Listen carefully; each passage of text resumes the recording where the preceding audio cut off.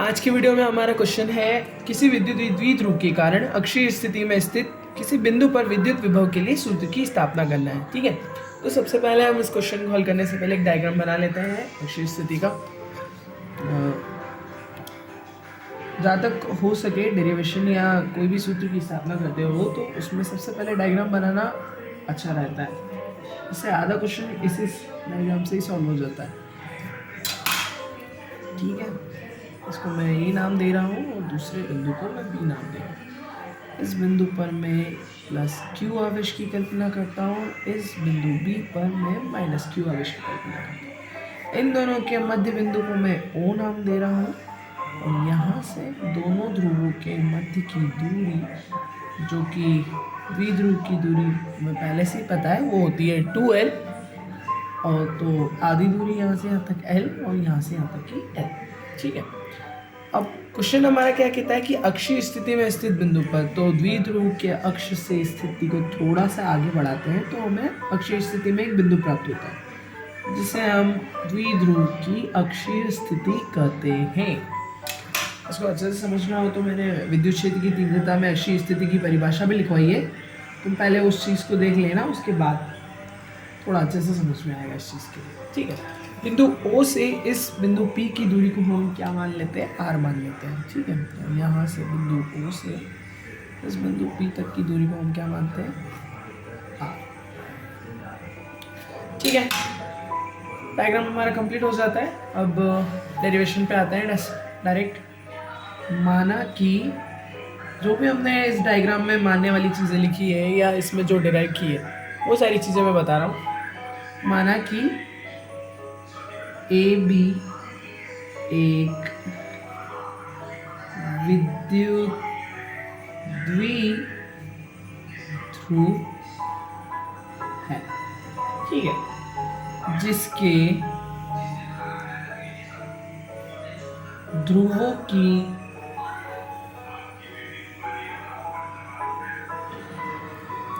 ध्रुवों पर आवेश की मात्रा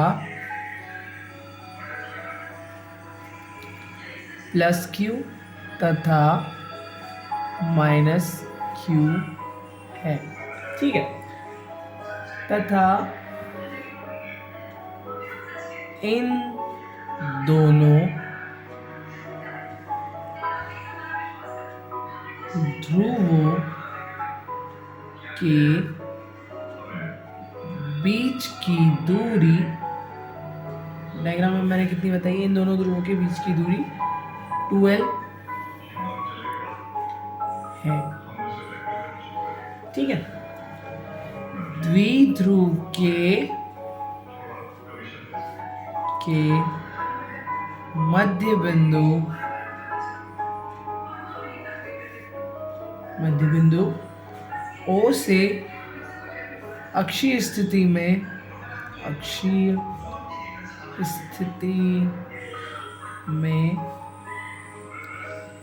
R दूरी पर एक बिंदु P स्थित है,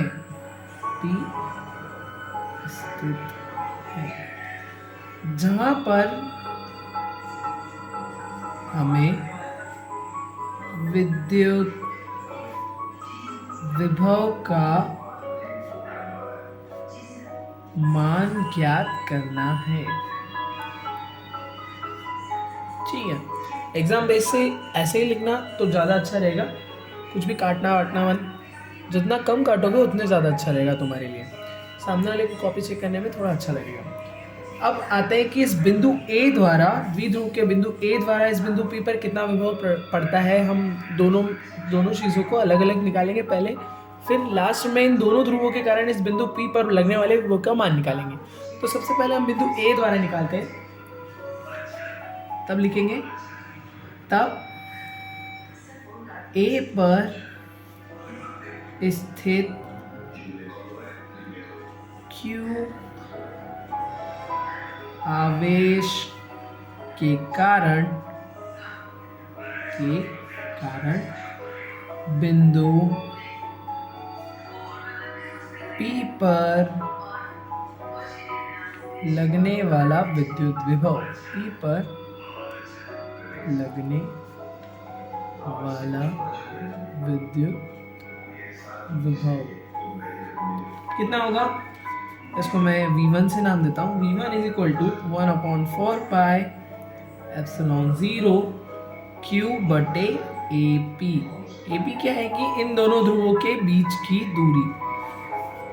अब इसका मान निकालते हैं। इन दोनों ध्रुवों के बीच की दूरी कितनी होगी?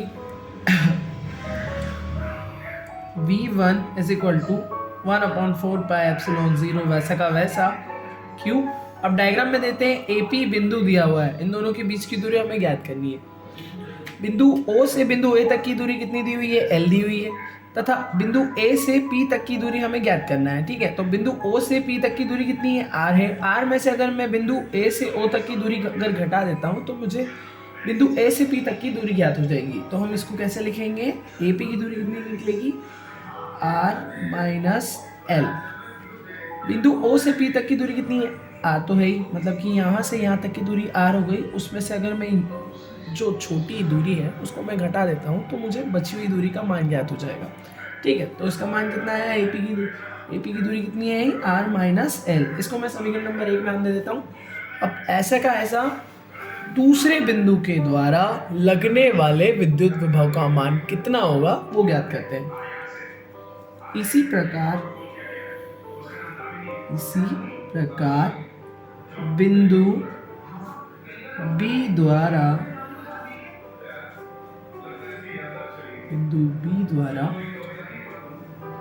स्थित आवेश माइनस Q आवेश उपस्थित है बिंदु B पर के कारण बिंदु P पर लगने वाला विद्युत विभव कितना होगा? वही वापस से प्रोसेस रहेगी। इसको मैं क्या नाम दे देता हूँ? V2 नाम दे देता हूँ। V2 बराबर 1/4 पाई एप्सिलॉन 0, दोनों के आवेश कितने हैं? Q। बिंदु B वाला दिन देता हूँ माइनस का Q, क्योंकि बिंदु B पर ऋण आवेश उपस्थित है। डायग्राम में हमने अलग ही दर्शाया था, बिंदु A पर धन आवेश लिया था और बिंदु B पर हमने ऋणात्मक आवेश लिया था। तो आवेश की उपस्थिति यहाँ पर ऋणात्मक होगी, बट इन दोनों के बीच की दूरी बिंदु B द्वारा बिंदु P पर लगने वाले विद्युत विभव का मान कितना होगा? तो उन दोनों के बीच की दूरी के वर्ग के हिसाब से होगा, या उन दोनों के बीच की दूरी के हिसाब से होगा। विद्युत विभव निकाल रहे हैं तो यहाँ से बिंदु O से बिंदु B तक की दूरी कितनी है? L है, और O से P तक की दूरी हमारी कितनी है? R है। तो इन दोनों का योगफल उन दोनों ध्रुवों के बीच की दूरी को दर्शाएगा। तो कितना आएगा? R plus L। ठीक है, इसको हम समीकरण नंबर 2 नाम दे देते हैं। तब इन दोनों ध्रुवों पर लगने वाले, या इन दोनों ध्रुवों के कारण बिंदु P पर लगने वाले कुल विभव का मान कितना होगा उसको निकालते हैं। तब ऐसा लिखेंगे, तब P पर कुल विभव कैसे निकालेंगे?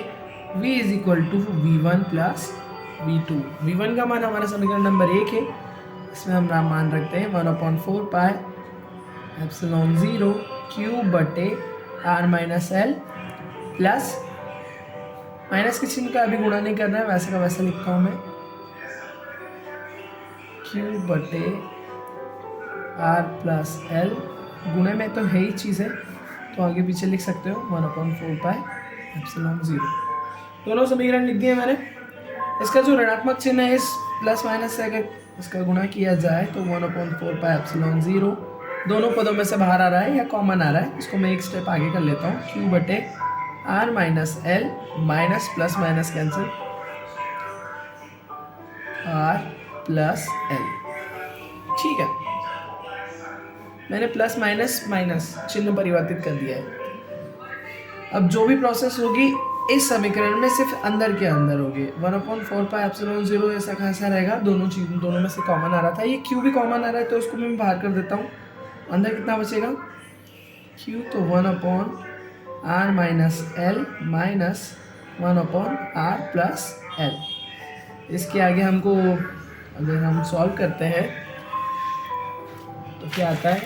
एलसीएम ले लेंगे, Q बटे 4πε0 वैसा का वैसा, इन दोनों का एलसीएम कितना आएगा, R minus L R plus L. ऊपर अगर इसका गुणा करते हैं तो R प्लस एल इधर आ जाएगा, माइनस का R माइनस एल। ठीक है, Q बटे 4πε0 वैसा का वैसा। फिर से लिखते हैं V बराबर, अंदर अगर चिन्ह का गुणा करते हैं तो R plus L plus minus minus का R और माइनस माइनस प्लस का L बटे, ये क्वेश्चन नहीं है, R minus L R plus L. ठीक है, अब देखना है यहाँ पर जो चीज़ें कट रही है उसे हम काट देंगे। R से R कैंसिल हुआ, L और L जुड़ के कितना हो जाएगा, 2L हो जाएगा बटे R माइनस एल वैसा का वैसा, R प्लस एल भी वैसा का वैसा। V is equal to Q बटे 4πε0 जो कि कॉमन निकला हुआ था, वो तो ऑलरेडी बाहर है। ठीक है, अब हमारा जो इक्वेशन का जो समीकरण बचता है काटने या पिटने के बाद, वो ये होता है कि Q बटे 4πε0 2L into R minus L R plus L. इसको थोड़ा ईजी में अगर जमाना चाहे तो हम ऐसा लिख सकते हैं, Q इंटू 2L बटे 4πε0। अब तुमने A माइनस बी और A प्लस बी का सूत्र पढ़ा हुआ है, ऐसा होता है वो, A का वर्ग माइनस बी का वर्ग बराबर A plus B A minus B, ये सूत्र होता है। ठीक है, तो इसके हिसाब से इस समीकरण को देखो तो A plus B R minus L A plus R plus L, इन दोनों को इससे अगर कंपैरिजन किया जाए तो हम इसकी जगह या R माइनस एल या R प्लस एल की जगह हम क्या लिख सकते हैं, R का वर्ग माइनस एल का वर्ग। ठीक है, अब हम जानते हैं या हम ऐसे लिख लेते हैं कि चूंकि, लास्ट में लिख लेते हैं, चूंकि Q इंटू 2L बराबर कितना होता है, P होता है, ये आघूर्ण के सूत्र से होता है, विद्युतीय आघूर्ण, आघूर्ण विद्युत लिख देता हूँ मैं। तो हम यहाँ पर इसका मान रखते हैं, तो V बराबर Q इंटू 2L की जगह मैं क्या लिख सकता हूँ, P लिख सकता हूँ, 4πε0 वैसा का वैसा और R स्क्वायर माइनस एल का स्क्वायर। यही हमारे अक्षीय स्थिति में किसी बिंदु पर लगने वाले विद्युत विभव का मान है। आंसर